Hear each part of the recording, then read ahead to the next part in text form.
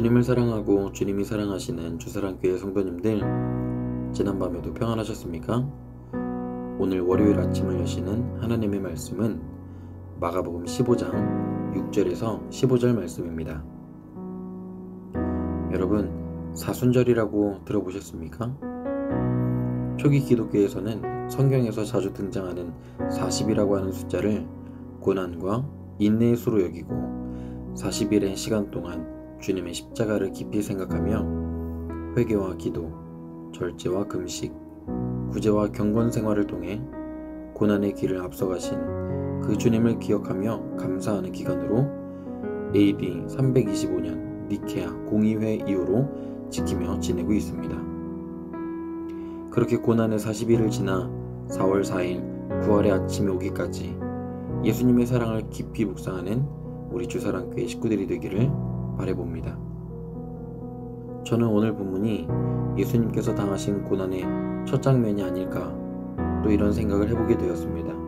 당시 유대 종교 지도자들과 군인들이 예수님을 죄수처럼 빌라도 법정 앞에 질질 끌고 와 세웠습니다. 그리고 아주 기가 찬 상황이 이어지게 됩니다. 이스라엘에는 큰 명절이 되면 오늘날처럼 대통령 사면이 아닌 민중의 요구에 따라 죄수 한 사람을 놓아주는 전례가 있었는데, 종교 지도자들과 많은 사람들이 외치길 죄 없으신 예수님은 십자가에 못 박으라고 하고, 그 당시 밀란을 꾸미고 그 사건 중에 누군가를 살인하여 체포된 자 바라바는 놓아주라고 소리칩니다. 이는 누가 보아도 부당한 요구였습니다. 하지만 결과적으로 모두가 아시다시피 예수님은 십자가에 못 박게 되었고 바라바는 자유의 몸으로 풀어주게 됩니다. 이 상황의 문제점 두 가지가 있습니다. 그리고 그 문제점은 곧 우리 삶의 문제점이기도 합니다. 그 당시 첫 번째 문제점은 그들 마음에 있었습니다. 10절에 기록된 대로 빌라도는 대제사장 그들이 예수를 시기하여 잡아왔다라고 하는 것을 알고 있었습니다.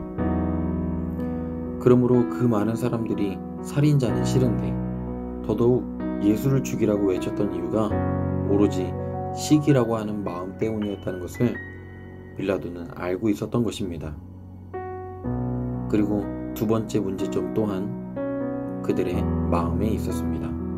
15절에 기록된 대로 종교 지도자들과 백성들이 시기하는 마음 때문에 예수님을 정죄하고 십자가에 못 박으려 한다는 것을 빌라도 자신이 알아차렸다면 이제 이 상황을 멈추거나 그들을 혼내주거나 바로잡아야 함에도 불구하고 15절에 기록하기를 무리에게 만족을 주고자 하여 바라바는 놓아주었고 예수님은 채찍질하고 십자가에 못 박히도록 그들에게 넘겨주었던 것입니다.